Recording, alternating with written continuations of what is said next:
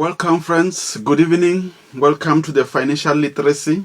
It is brought to you by Financial Literacy Foundation in partnership with Mana TV. Thank you, friends, for joining us this evening. And first, let me thank and appreciate our senior pastor, Pastor Joylene, for her leadership and her championing of this whole leading for us to be able to move at the speed at which we are moving. Thanks once again to our General Overseer, Pastor Strike. He is on top of the production. He is on top of the creative team that is busy putting everything together. Thank you very much, man of God. May God richly bless you, and the woman of God. May God richly bless you and increase your territory. Friends, we want to continue today on the topic that we started. We spoke more about it last week, but we started it some time back, which is learning the different types of credit agreements. I say we did not start it last week because we started off by talking about the 7 laws of money. And remember, credit or managing credit, it's one of the 7 laws of money, which is law number 6 to be specific. And if you will allow me, I will quickly take you through the 7 laws of money, just so that it fits into what we are talking about. Remember, friends, if we violate these laws, we are going to say life is unfair. We are going to say I have been cursed and everything. Meanwhile, it is simply that we are using right things at the wrong place. We are using correct things but incorrectly. So let us learn these 7 laws of money. And law number 1 says spend less than you earn. I will not emphasize today, but I will tell you. Law number 2 says save for the future. Law number 3, give some away. Law number 4, anticipate your irregular expenditure, then prepare accordingly. Law number 5 says tell your money where to go and make it get there. And law number 6, which is what we are dwelling on today, and last week we spoke more about it as well, says manage your credit and only borrow what you can repay. We spent some time, some weeks ago, talking about managing your credit profile. And you will realize that as we talk about the different credit facilities today, it should gel in, and so that you are able to understand why we're saying manage your credit profile. Because if you are using these credit agreements or credit facilities, you will realize that your credit profile plays a very important role in your being granted this credit facility. And the charges, I'm referring to interest rate, the charges that you get charged. Remember, when we do credit, we are not charged the same interest rate. It may be the same bank, it may be the same amount, but the facility, when it is granted to me, it does not come at the same interest rate as it has come to you. So the reason for that is because we are charged different interest rate based on our credit scoring or credit position and our negotiations. And law number 7, which is the last law, learn the language of money. We also spoke about this extensively. We will revisit them some other time. We need to learn how to correctly use credit, because we need to use the right credit facility at the right time. And when we don't learn these things, we often falter and make mistakes and do some things incorrectly. And we spoke last week when we started credit agreements or credit facilities to say there are different kinds of credit agreements that we need to understand in order to be able to be capacitated to know which credit facility must I apply under which terms and conditions, under which personal circumstances out there. And just to recap also specifically what we spoke about last week, because we want to flow and continue. Hopefully we'll be able to finish the different credit facilities that are there. Number 1 credit facility that we spoke about supplier accounts, what we also call incidental credit. These are the credits that are payable within 2 to 3 weeks from being granted. So it's not a long-term credit facility. It's just few weeks credit facility. We also spoke, secondly, about in-store credit. This is where we get the so-called buying power. Pastor Sarai calls it binding power. But in any case, whatever power you think it is, a power to get into debt, or it will be power to lift you up economically. But these are the in-store credit. That is where we apply an account to buy goods like clothes and things like that. And we also said that these are the most dangerous and the most expensive credit. You only buy in that particular store which granted you the credit. These days, since stores have got different staples, like this shop, you can use the card to buy on the other shop. That is one family kind of shops. So they can allow you to use a store A to buy from store B. And number 3 credit that we spoke about was store loans. This is different from the in-store credit. The in-store credit, that's where you are given buying power. But the store loans, that's where that particular store, they give you cash to can be able to do whatever else, whether you buy from them or you take the money to go and buy elsewhere. But these are store loans. You can also regard them as personal loans that you get from a particular store. And number 4 credit, we spoke of non-consensual credit. This is where you give yourself credit by delaying the payment. For example, the municipality, which is rendering goods and services to you, and it could be the shop where you are getting your kind of airtime for phones, where you delay the payment. The purpose of those facilities or those services or those goods that they gave you was not to give you credit, but because you delayed in paying, it automatically turns out to be a credit. And we said on that current balance you don't pay any interest, but on the overdue amount, that's where you start paying credit. So that is non-consensual credit. And lastly, last week we spoke about credit cards. And we did speak about the good side of credit cards and the bad side of credit card. We will not go back into that. Go and check last week's recording. You will be able to learn more. And today, friends, we want to continue and talk. We've got about 11 types of credit agreements or credit facilities. And the 6th one is overdraft facility. Remember, this is an agreement between you and the bank where you are allowed to overdraw or to spend more than what you have in your account, so by a particular agreed amount. So it's not automatic. They give you this facility and say, okay, if you have 10,000 rand in your account and you buy or you have debit orders, you swipe and do whatever, we will allow you to spend 15,000. So it is the 10,000 that you are having, which is your money, plus the 5,000 rand, which will be from the credit facility. So this is a kind of credit facility which is linked to a particular current account. So it is linked to a particular bank. You cannot be banking with this bank and you go and get an overdraft on another bank. That will not be an overdraft, even if they may call it that way, because an overdraft, it is linked to a current account. And the interest charged on these overdraft accounts are quite high. You will notice that in almost every credit facility that I've mentioned so far, I also say the interest rate is quite high. Why? Because these are unsecured credit facilities. So wherever it is an unsecured credit facility, you might find that the interest that you are being charged is quite high because there is no security. It is a risky facility, as I've said, since the bank can call in the money. So overdraft, you can be given an overdraft of an X amount. The following day, the bank may wake up and say, we want all the facility paid up. And they have the right, and you also sign that, you give them the permission to can do that. It's only that when we need these facilities, we don't check, we don't read the contracts, the terms and conditions. Let us learn to read the terms and conditions of the whatever form of credit facility that you are given.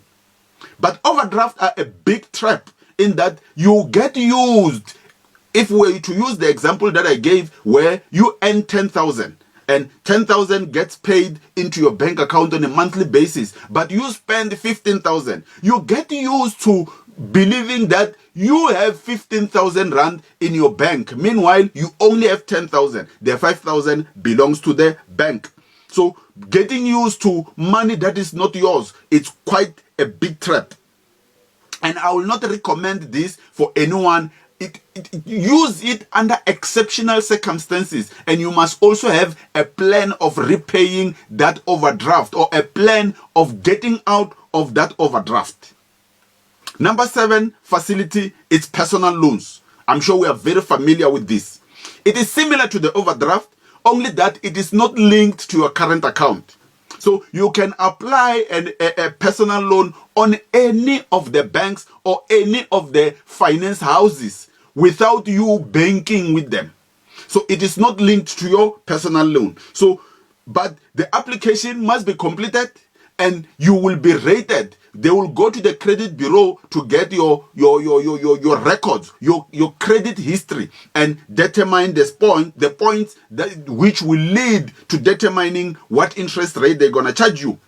And interest rates are charged upfront. What do we mean by this? When you go and do a personal loan for 10,000, you are not going to return 10,000, even if you were to be having that 10,000 after a week and go back to the bank and say, I want to pay off your money. They charge the interest upfront. So they will grant you that 10,000, but will also be showing you, alongside where they will be showing how much you will be paying monthly, they will also show you what is the interest portion and what is the capital portion, which is the 10,000. All in all, they will show you the total amount that will be paid after the facility will be this much.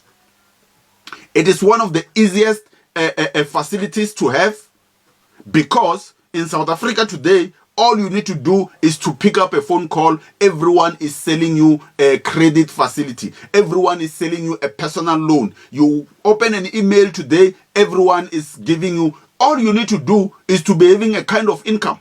They will be able to give you any kind of facility which will be related to your income.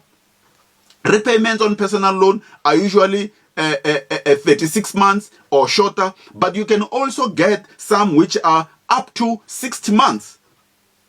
So this is one of the facilities that leaves people into bad credit shape, because the moment you do a personal loan there, you get used to that, you are going to get another personal loan to pay off the other personal loan, and you're going to get another one. Next thing, boom, you've got 3, 4, 5 personal loan, and instead of repaying them, you go and look for a consolidation account. You can see that it's a kind of a curse which gets you hooked into credit, and it becomes so difficult to get out of it. Number 8 credit facility that I will talk about today, it's what we call revolving credit. Revolving credit, it's also similar to overdraft, but it is also coming on a separate account. So it is not linked to your current account also. But it will be offered by the same bank where you have the current account. Unlike the personal loans, any bank can give you the facility, even if you don't bank with them. But the revolving credit, you are given by the same bank where you have your current account. It comes with conditions though, like your current account must never go into overdraft. It's one of the conditions. So in other words, it means you may not have a revolving credit and an overdraft at the same time. Because one of the conditions must that your current account may not go into an overdraft, and your salary must be paid into the current account, which is the license to get the a revolving credit. Debit orders must be authorized when whereby a monthly payment must be made from the current account. So whenever you do this, there is strict rules that you need to adhere to, and when you don't do that, you are putting yourself into risk. Interest rate charges also is very high, and the facility, like we say, is a revolving credit. You remember the door in some of the banks which just turn around, it never finishes to turn. There is no end to it. It's a 360 degrees. It is similar to a revolving credit. It's an open-ended. There's no specific payback day. no one is going to come and say, when are you going to pay back the money? The more you stay owing them, the better for the bank, because they are earning interest out of the money that they've given you. And the facility can be an amount equal to 3 up to 5 times your gross monthly salary. So when they give you this facility, it's a factor. Your salary is a factor to determine how much you will be granted. And number 9 credit facility that I will talk about, it's none other than insurance policies. When you have insurance policies, the right insurance policies, that is, so not all insurance policies, but certain insurance policies will allow you to come and borrow against the policy value. So it means you must have been investing in that particular policy. You cannot go and borrow against your life cover, which is a risk policy only. So it will be an investment policy, such as an endowment. An endowment is an investment plan which put money in, which you can be able or allowed to can make a loan against it. You can also arrange with the insurance company to either charge you interest, or it will be a 0% interest facility. Others will also allow you not to repay back the money, because they are borrowing you your money, by the way, because you must have invested. So they are giving you an advance on the money which is yours, that you ought to have received maybe in 5 years from today, or in whatever. And if the money is there now and you need some cash, you can be able to access that money in a form of a loan. So others will say you do a part surrender, but others will say you qualify for a loan. But remember, when you use insurance policies, that you are disturbing your long-term wealth creation strategy. Remember, when you invest, your investment must fit in within your investment plan. So the moment you come and make withdrawals on your investment, remember we talked about savings versus investment. And one of the greatest emphasis I've made was that when you invest, you are not expecting to be after 3 days making a withdrawal, or after 3 months making a withdrawal. Instead, you do that on the savings. So on the savings, you can do such withdrawals and so on and so on. But when you do withdrawal, you are almost like treating your investment like the savings. So be careful as you do that. Do it under a good advice that you are given by your financial advisor. But you don't need to use long-term plans to solve short-term challenges. That is why I always emphasize and say you cannot invest before you save, because the moment you do that, you are somehow in the future going to have a problem, and you will need some cash, and to go into your investment to withdraw it should be under extreme circumstances. So I am saying insurance policies can also be a form where you can make a credit. So all of these that we have spoken about are short-term agreement facilities. And most, if not all of these facilities, interest rates are very high. Some are even up to 27% per annum on the amount that you have loaned. And when you would talk of 27% on the capital amount, we are talking huge monies after a while, So because there is no security required when you are granted this, and the moment you don't have security, the trade-off is that we will charge you higher. Where there is security, the interest rate is usually lower. The only security required on all of those short-term credit facilities that we have mentioned is your salary. As long as you're working, having a salary, you are likely to qualify for any of those credit facilities, as long your credit rating it is good. So and most of these facilities, these short-term credit facilities, they are the ones that lead into serious debt problems. Credit bureaus are full of these transactions because they are the most used. I can also say they are the most abused credit facilities that we have. But going forward, now we have what we call medium-term financing. All of that was short-term financing, but the medium-term financing are used to buy expensive items such as motor vehicles and high-value items. These facilities are granted to buy a particular or a specific item. So you are not given money and then you can go and buy 1, 2, and 3 things or A, B, C items. You are given medium-term finance to buy one specific facility.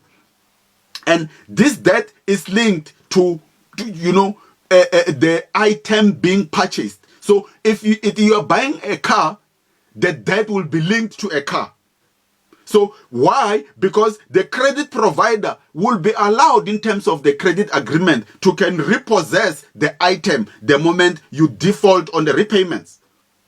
So for the duration of the agreement, the financier is the title holder.